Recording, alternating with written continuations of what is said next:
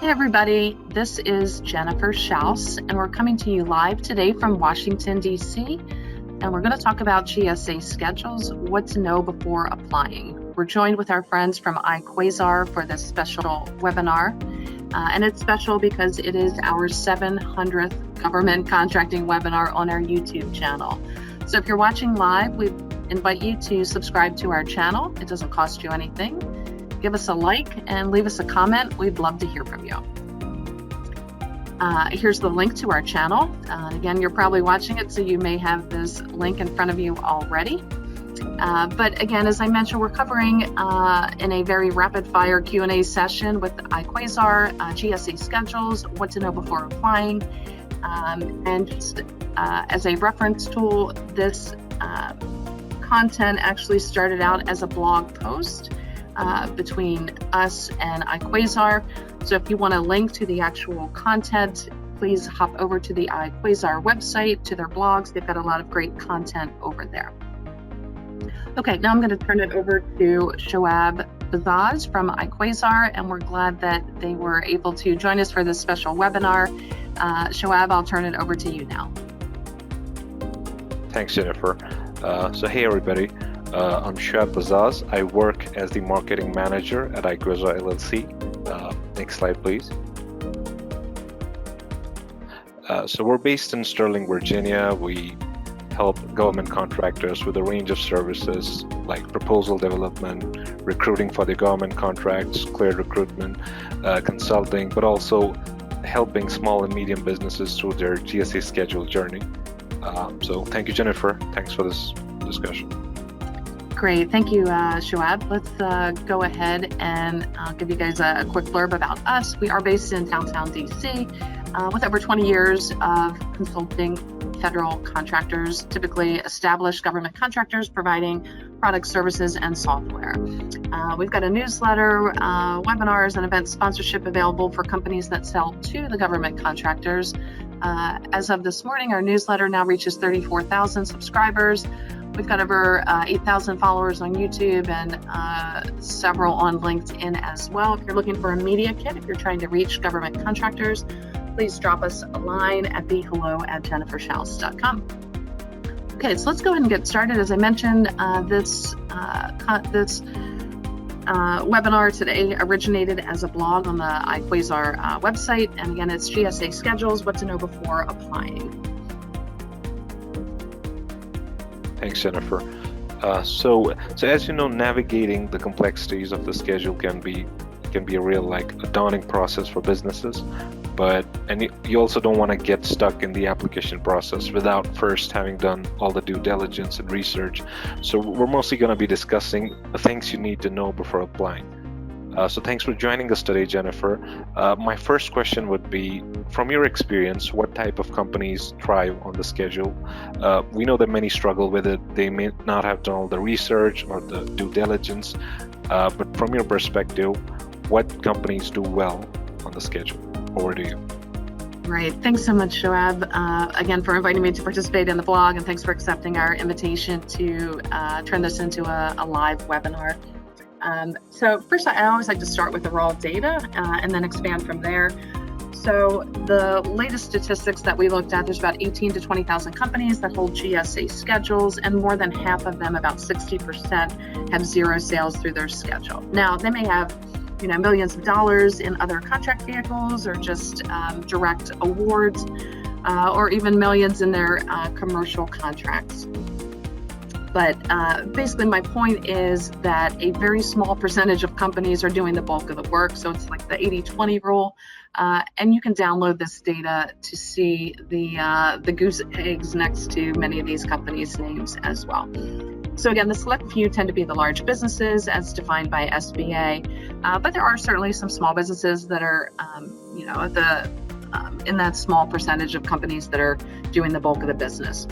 So again, it behooves anybody to conduct market research and being specific to your solution and what's purchased through GSA. All of this data is publicly available, which makes this sector so unique. So use the data that's out there. It only costs you your time to look at it, and it will serve you well if you do that due diligence and market research. But again, to answer the question, the companies that have done well or are thriving on the schedule, they have done this research. They've also had conversations either over the phone, in person, over email, to ensure that that's how their prospects and or current clients prefer to purchase. And they've also ensured that their prices would be competitive with the other GSA Schedule vendors, which is really the primary focus of the schedule. They've got a sales process in place, so in their sales pipeline, they've got prospects, again, who prefer to use the schedule. And it's really that simple. You just want to use the data to make good business decisions in this sector. Makes sense. I also believe it's about if your target agencies actually use the schedule or not to make for acquisition or not. So in your opinion, what agencies rely most heavily on the GSA schedule, and what really makes it so important for them? Yep, and thanks again for the great questions here today. So I'm just going to go back to the raw data that's publicly available for your market research and suggest that the vendors really need to be specific about the opportunities that they're pursuing. So just because an overall department or agency shows a high volume of GSA schedule purchases, for example, DoD, HHS, and DOE, these guys are the largest purchasers in the federal government, and it mirrors GSA as well. But just because you're selling to DoD doesn't mean that that's how your customer is going to purchase. You really need to drill down and be specific. And more specifically, I would say looking at the special item numbers, SIN numbers, which is how GSA categorizes their offerings. And there's about, I think it's 388 last time we counted, special item numbers available. So you can pull sales data for the last several fiscal years for those special item numbers and look at who is purchasing and, are there dips, are there spikes? And again, use that to make decisions, but it's really more complex than just searching on that one data point. Correct. For a lot of schedule holders, marketing is often a big challenge. So are there some strategies that you've seen work for companies to get the most off their GSA schedule? You could be a schedule holder and not market it right, and you could end up not getting the returns you want. So what do you recommend for schedule holders out there as far as marketing is concerned?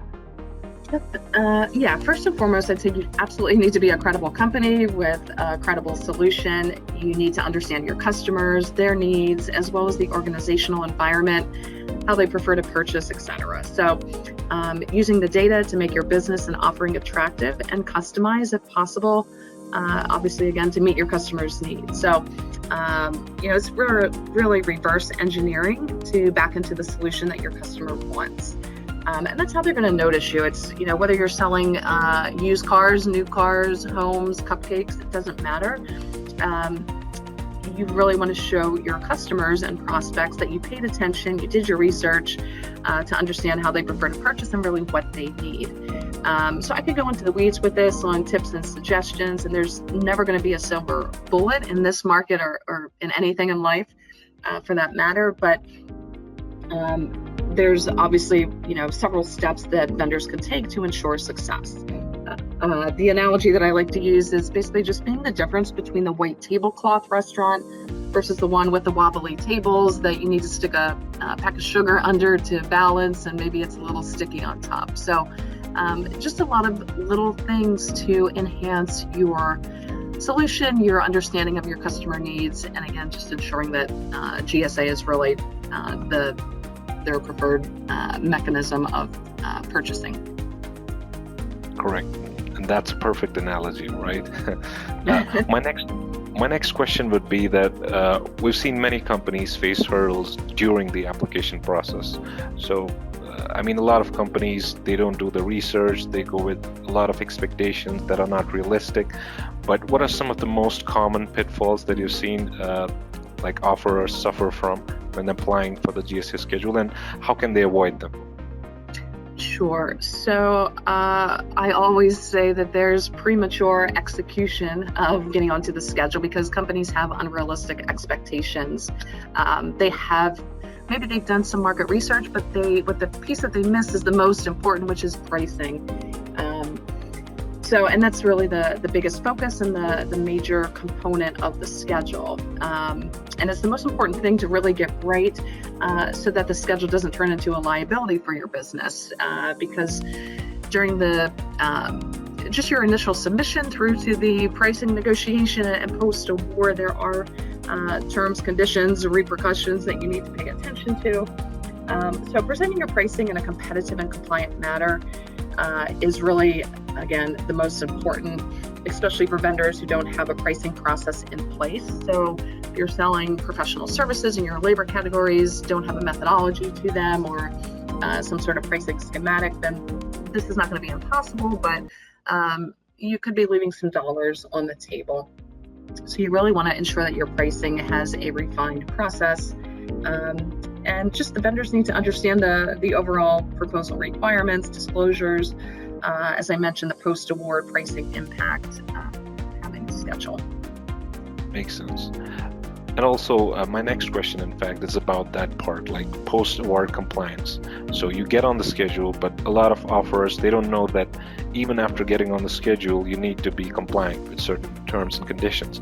So what steps do you recommend for companies to ensure that they stay compliant with those requirements and actually make the most out of their schedule? Yeah, so companies that are already government contractors, either as a prime or a sub, are typically best suited for the schedule. And the reason I say that is because they're going to have a compliance program or back office reporting function in place. They understand the FAR flow down clauses. New entrants to federal contracting, most likely, and not all, there's always exceptions, do not fully understand all of the requirements or even have these processes in place as part of their just overall business operations. So, and there's several pieces to GSA post-award. As far as best practices, you absolutely need a post-award compliance process in place with designated functions for each of your team members, should you have a team. And these could be outside consultants as well, but this needs to cover everything from reporting the industrial funding fee payment, which is 0.75% of your GSA schedule sales, to accepting the GSA mass mods. These are the GSA initiated modification mods, and updates with new refreshes. These are updates to the solicitation, and just ensuring that your overall internal processes are intact and you're not violating any pricing conditions. All of these processes, particularly your pricing, should be reviewed on a regular basis. For companies selling products, you need to be cognizant of TAA and Ability One, and any changes to those that would impact your offerings and what you were providing through the schedule.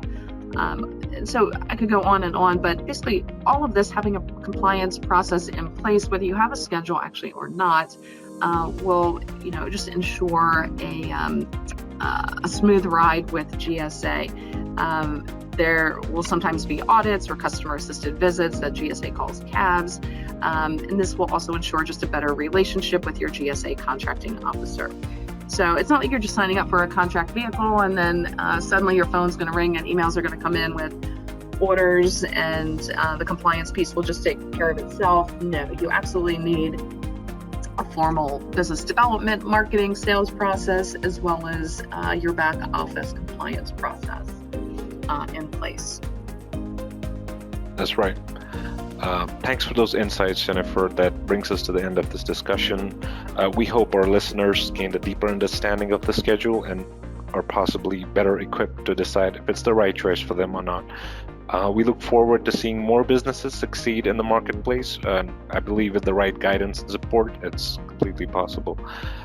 So for our listeners, if you want to read this interview-style blog, the complete version, please visit the iQuasar website. The link is on your screen. We look forward to connecting with you sometime soon. Thanks, Joab, and thanks, iQuasar. We're glad that you were here to join us for this monumental webinar. It's our 700th. Again, give us a like, leave a comment, subscribe to our channel, and don't forget to check out the full article over on the iQuasar website. Thanks for joining us, everybody, and thanks again, Joab, for participating.